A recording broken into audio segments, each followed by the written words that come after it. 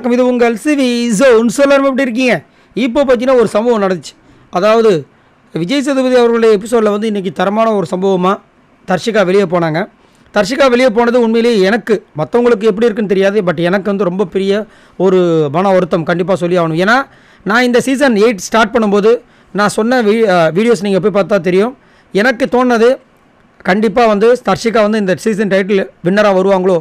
ஏன்னா அவங்கக்கிட்ட அந்த ஒரு நேர்த்தி இருந்துச்சு, துடிப்பு இருந்தது, அக்ரெஷன் இருந்துச்சு, கோவங்கள் இருந்துச்சு, செம்மையாக இருந்துச்சு. கேமெல்லாம் வேறு மாதிரி வெறித்தனம் பண்ணாங்க. ஆனால் அப்படியே ஒரு 3 வாரம் யார் கண்ணு வச்சாங்களோ ஜெயிங்கின்னு போயிடுச்சு. அதே விஷயங்களை விஜய் சேதுபதி அவர்களும் அவங்க வந்து வெளியே வந்ததுக்கப்புறமா சொல்கிறார், எனக்கு ரொம்ப டிசப்பாயின்மெண்ட். கடைசியாக ஒரு 4-5 வாரமாக நீங்கள் எதுவுமே பண்ணலையாம்மா, ஏமா அப்படி பண்ணீங்க அப்படின்னு கேட்கும்போது அவங்களுக்கு தெரியல சார் அப்படின்னு. அவங்களுக்குள்ள ஒரு குற்ற உணர்ச்சி என்னென்னா, நம்ம அந்த விஷால் கூட இருக்கிற லவ் மேட்டர் தான் வந்து சொல்கிறாங்களோ, அதனால தான் போயிடுச்சுன்னு அவங்க வந்து சொல்கிறாங்களோ நினச்சிக்கிட்டு அவங்க மனசுக்குள்ளே வந்துட்டு அந்த மாதிரி திங்க் பண்ணியிருக்காங்க. அப்போது உண்மையிலேயே உங்களுக்கு புரியல சார். சரி, இப்போ பயண வீடியோ பார்க்கலாம்னு சொல்லிட்டு பயண வீடியோ காமிக்கிறாங்க. ஃபஸ்ட்டு வந்துட்டு அவங்க மாசா விளையாண்ட விஷயங்களை காமிச்சாங்க.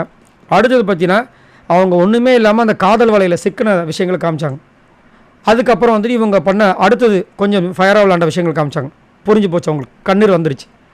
புரியுது சார், இப்போ புரிஞ்சுதாம்மா, நீங்கள் எதில் இப்போ தெரியுது சார், எனக்கு தெரியுது புரியுது. ஆனால் அவங்க வந்து மனசை ஒத்துக்க மாட்டுது. எனக்கு உண்மையிலேம்மா ரொம்ப கஷ்டமாக இருக்குது. நீங்கள் வந்துட்டு இந்த இந்த வாய்ப்பை வந்து மிஸ் பண்ணியிருக்கக்கூடாதுன்னு எனக்கு தோணுது அப்படின்னு அவரே சொல்லிட்டார். ஏன்னா வரும்போது நல்லா ஃபயராக வந்தீங்கம்மா, அதனால் நானும் ரொம்ப ஆசையாக இருந்தேன். பட் ஏன்னா 200% நான் போட போகிறேன்னு சொன்னீங்க, நான் ரொம்ப டிசப்பாயின்மெண்ட் அப்படின்னு சொன்னார். அவங்களுக்கும் வருத்தமாயிடுச்சு. அதுக்கப்புறம் போகும்போது வந்துட்டு உங்கள் ஃப்ரெண்ட்ஸுங்களுக்குலாம் வந்துட்டு ஏதோ அறிவுரை சொல்லணுமான்னு கேட்டால், அதில் கூட ஃபஸ்ட்டு விஜய் விஷாலுக்கு சொன்னாங்க, அதுக்கப்புறம் பவித்ராவுக்கு சொன்னாங்க, மற்றபடி எல்லாம் நல்லா விளாங்கன்னு சொல்லிட்டு போயிட்டாங்க. ஸோ உள்ளுக்குள்ளே ஒன்றுமே அவங்களுக்கு வந்து அந்த வன்மத்தை சுமந்துட்டுருக்காங்க. அதை தவிர்த்து முதல் மாதிரி இருந்ததாங்கன்னா கண்டிப்பாக வந்துட்டு டாப் 5லேயே வந்திருப்பாங்க, இல்லை ரன்னராவது வந்திருப்பாங்க. அந்த மாதிரி ஒரு ஸ்ட்ராங்கான கண்டிஷன். பட் என்ன பண்ணுறது? சரி, நீங்கள் உங்களோட கருத்தை சொல்லுங்கள். இங்கே தர்ஷிகாவுக்கு அந்த பயண வீடியோ மூலமாக ஒரு தெளிவு கிடச்சிருக்கும் நம்புகிறோம். அதில் எப்படி இருந்துச்சுன்னா, ஒரு குறும்படம் போட்டு அவங்கள வந்து கலாச்சமாக இருந்துச்சு, ரொம்பவே வருத்தமாக இருந்துச்சு. நல்ல ஒரு டஃப்பான ஒரு பிளேயர்.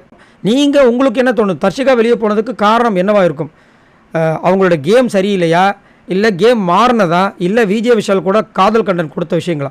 மறக்காமல் கமெண்ட்ஸ் பண்ணுங்கள். பாய் நண்பர்களே.